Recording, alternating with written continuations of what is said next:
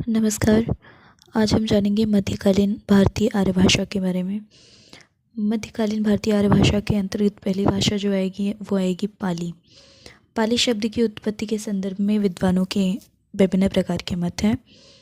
पाली शब्द की उत्पत्ति पल्ली से मानी जाती है। पल्ली का अर्थ है ग्राम, इस प्रकार पाली का अर्थ होगा ग्रामीण भाषा। कुछ विद्वान पल्ली को प्राकृत का तद्भव रूप मानते हैं। उनके अनुसार प्राकृत से पहले पाइल तथा अंत में पाली हुआ। पाली शब्द की उत्पत्ति पाटिल मतलब पाटिलपुत्र से भी माना जाता है। इसके संदर्भ में पाली का अर्थ हुआ मगध की भाषा। कुछ विद्वजन पाली को पाठ का रूपांतरित शब्द मानते हैं।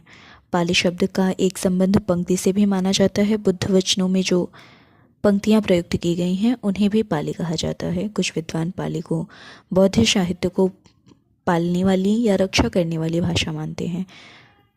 डॉक्टर हरदेव बाहरी के अनुसार भाषा के अर्थ में पाली शब्द का उपयोग सबसे पहले आचार्य बुद्धघोष ने किया था 5वीं शती में, ऐसा हरदेव बाहरी मानते हैं। माना जाता है कि पाली शब्द का उपयोग यूरोप में सर्वप्रथम हुआ, किंतु कात्यायन और मोगलान नामक 2 पाली व्याकरणों ने पाली का उपयोग भाषा के अर्थ में किया था। अब हम जानेंगे कि पाली के संबंध में विद्वानों के मत क्या हैं और इनकी व्युत्पत्ति किस प्रकार हुई, किसने कैसे बताया है। विधुर शेखर भट्टाचार्य जो हैं उन्होंने कहा पंक्ति पहले आया पंडित, पंडित से पंक्ति, पंक्ति से पत्ती, पत्ती से पट्टी, पट्टी से पल्ली, पल्ली से पाली।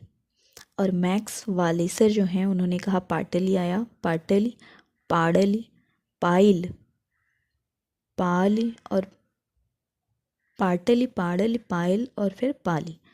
भिक्षु जगदीश कश्यप इन्होंने कहा पर्याय आया, पलियाय आया, फिर पाली आया, उसके बाद पाली हो गया। भंडारकर व वाकर नागल ने कहा प्राकृत से पाकट हुआ, पाकट से पाड़ हुआ और पाड़ से पाउल हुआ, पाउल से पाली हुआ। भिक्षु सिद्धार्थ मानते हैं कि पहले पाठ शब्द था, मतलब पाठ आया, पाठ से पाड़ आया, पाड़ से पाड़ी आया, पाड़ी से पाली शब्द आया। कौशाम्बी जो है वो पाल से पाली शब्द की उत्पत्ति मानती हैं। उदय नारायण तिवारी पाणीय प्लस ली को मिलाकर के पाली शब्द बना है ऐसा मानते हैं। बौद्ध धर्म से संबंधित ये तीनों जो बौद्ध धर्म हैं उनको वो ग्रंथ पाली में लिखे गए हैं, सुत्त पिटक, विनय पिटक और अभिधम्म पिटक। बौद्ध धर्म का प्रभाव होने के कारण सम्राट अशोक की राजभाषा भी पाली थी। अब हम जानेंगे पाली के संदर्भ में महत्वपूर्ण ग्रंथ कौन कौन से हैं। अट्टकथा साहित्य और विशुद्धि मग्ग जो है ये दोनों रचनाएं, इनकी रचयिता आचार्य बुद्धघोष हैं और 5वीं शती में लिखी गई। कात्यायन का व्याकरण जो है महाकात्यायन ने लिखा 7वीं शती में, जिसमें 775 सूत्र हैं। मोगलान व्याकरण जो है उसको मोगलान कवि ने लिखा 12वीं शती में, उसमें 817 सूत्र हैं। सद्य नीति जो है व्याकरण उसको अघवंश ने लिखा 1154 ईस्वी में, जिसमें 27 अध्याय हैं, 1341 सूत्र हैं। विशुद्ध मग्ग को बौद्ध सिद्धांतों का कोश भी कहा जाता है।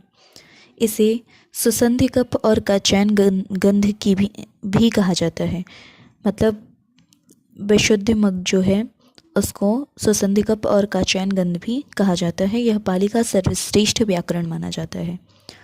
अब हम जानेंगे कि पाली शब्द मतलब पाली भाषा जब शुरू हुई तब ध्वनियों की संख्या कितनी रह गई, क्योंकि वैदिक संस्कृत में 52 थी, फिर लौकिक संस्कृत में 48 हो गई। अब कात्यायन के अनुसार पाली में 41 ध्वनियाँ हैं, उन्होंने 41 मानी, जिनमें 8 स्वर और 33 व्यंजन माने। किंतु मोगलान कवि जो हैं उन्होंने पाली में ध्वनियों की संख्या 43 मानी है, जिनमें 10 स्वर और 33 व्यंजन माने हैं। और पाली में नपुंसकलिंग जो था और द्विवचन जो था ये लुप्त हो गए थे। ये कुछ बातें रहीं पाली भाषा के बारे में। आगे हम बात करेंगे